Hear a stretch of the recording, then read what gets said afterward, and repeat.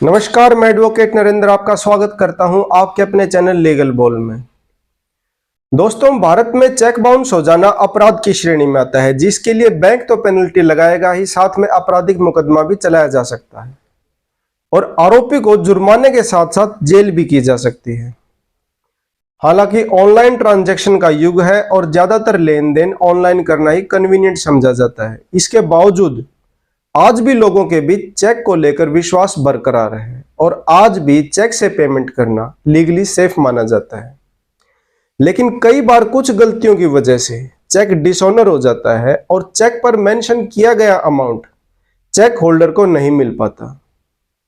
अब यहां से सेक्शन 138 एनआई एक्ट का बेस बनना शुरू हो जाता है।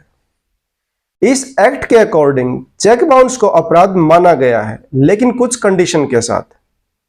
अगर चेक होल्डर इन कंडीशन को पूरा नहीं करता तो चेक बाउंस अपराध नहीं माना जाएगा। आज इस वीडियो में हम बात करेंगे उन कंडीशंस के बारे में जो चेक बाउंस को क्राइम बनाती हैं। साथ ही जानेंगे उन सभी कारणों के बारे में जो चेक के डिसऑनर होने की वजह बनते हैं और चेक बाउंस के आरोपी से कितना जुर्माना वसूल किया जा सकता है। तो चलिए पहले जानते हैं वो कंडीशन कौन कौन सी हैं जो चेक बाउंस को अपराध बनाती हैं। पहली सबसे इंपॉर्टेंट कंडीशन है चेक ड्रॉवर की लायबिलिटी। चेक इशू करने वाले व्यक्ति को चेक होल्डर के प्रति या जिसके नाम चेक जारी किया गया है उसके प्रति कोई ऋण या लायबिलिटी होना जरूरी है। यह जरूरी है कि जो चेक दिया गया है वह किसी ऋण के भुगतान के लिए या किसी लायबिलिटी को डिस्चार्ज करने के लिए दिया गया हो और चेक होल्डर को भी अदालत में आरोपी की लायबिलिटी को साबित करना होगा, तभी चेक बाउंस अपराध माना जाएगा। दूसरी इंपॉर्टेंट कंडीशन है चेक वैलिड टाइम पीरियड के अंदर अंदर ही इन कैश के लिए प्रेजेंट किया गया हो। आरबीआई के नियमों के अनुसार चेक का वैलिड टाइम 90 दिनों का होता है। 90 दिनों के बाद कोई चेक बैंक में इन कैश के लिए दिया जाता है तो वह अपराध की श्रेणी में नहीं आएगा, ना ही बैंक ऐसे चेक को इन कैश करेगा। थर्ड इंपॉर्टेंट कंडीशन चेक का डिसऑनर हो जाना।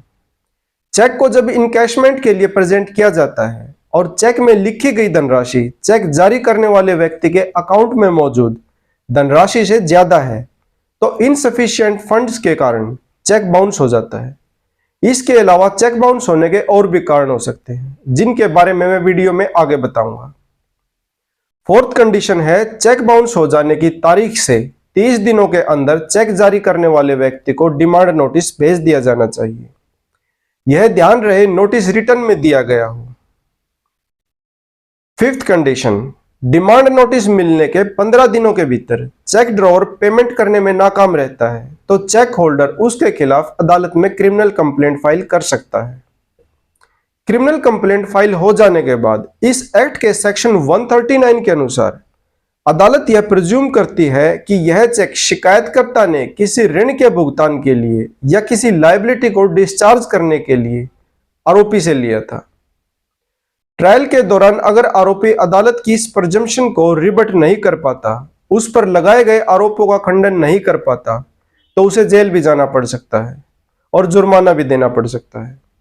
सेक्शन 138 का उद्देश्य बैंक ऑपरेशन और चेक जैसे नेगोशिएबल इंस्ट्रूमेंट पर भरोसे को बनाए रखना है।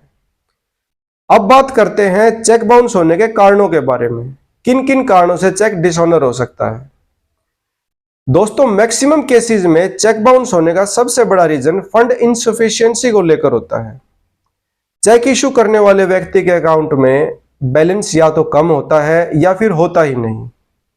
और यूजुअली लोगों में यह मिसकंसेप्शन है कि चेक बाउंस का केस कोर्ट में तभी फाइल किया जा सकता है जब चेक फंड इनसफिशिएंसी के कारण डिसऑनर हुआ हो, और अगर किसी और कारण से चेक बाउंस हुआ है तो वह क्राइम की श्रेणी में नहीं आएगा, जो कि गलत धारणा है।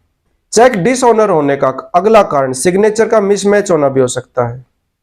कई बार गलती से या फिर जानबूझकर आरोपी चेक पर गलत सिग्नेचर कर देता है और चेक होल्डर जब उस चेक को इनकैश कराने के लिए बैंक में प्रेजेंट करता है तो बैंक उस चेक को सिग्नेचर मैच ना होने के कारण डिसऑनर कर देता है। नेक्स्ट रीजन है वर्ड्स को लिखने में गलती करना या फिर अकाउंट नंबर लिखने में गलती करना। चेक डिटेल जैसे चेक होल्डर का नाम, डेट या अमाउंट लिखने में कई बार वर्डिंग गलत हो जाती है, या फिर कई बार अकाउंट नंबर लिखने में एक आध अक्षर गलत लिख दिया जाता है, तो भी बैंक उस चेक को डिसऑनर कर देता है। ओवरराइटिंग की वजह से भी चेक बाउंस किया जा सकता है। चेक लिखते समय किसी वर्ड को काट देना या फिर किसी वर्ड पर पेन को एक से अधिक बार चलाना चेक डिसऑनर होने का कारण हो सकता है। इसके अलावा और भी कारण हो सकते हैं, जैसे चेक पर डाली गई डेट का एक्सपायर हो जाना, चेक किसी कंपनी ने जारी किया है तो उस कंपनी की स्टैंप ना होना, या चेक के काउंटरफिट होने का डाउट होना। चेक इशू करने वाले व्यक्ति से बैंक चेक के डिसऑनर होने की पेनल्टी भी वसूलता है।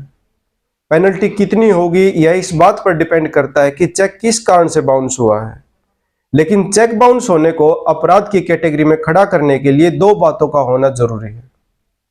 पहला, चेक इशू करने वाले इंसान की अपने कर्ज का भुगतान ना करने की मंशा, और दूसरा, चेक होल्डर द्वारा लीगल पॉइंट को नियमों के अनुसार फॉलो किया जाना। अगर चेक होल्डर नियमों को फॉलो नहीं करेगा तो वह अपराध की श्रेणी में नहीं आएगा। चेक डिसऑनर होने पर अगर चेक ड्रॉवर डिमांड नोटिस आने के 15 दिनों के भीतर चेक होल्डर को अपना भुगतान कर देता है तो कोर्ट तक पहुंचने की नौबत नहीं आएगी। लेकिन नोटिस के 15 दिनों के अंदर देनदार की तरफ से कोई जवाब नहीं मिलता तो लेनदार section 138 of negotiable instrument act में 15 दिन गुजरने की तारीख से 1 महीने के अंदर कोर्ट में क्रिमिनल कंप्लेंट फाइल कर सकता है, और अपराध साबित हो जाने पर आरोपी को 2 साल तक की जेल या चेक में भरी गई राशि का 2 गुना जुर्माना या फिर दोनों ही लगाए जा सकते हैं।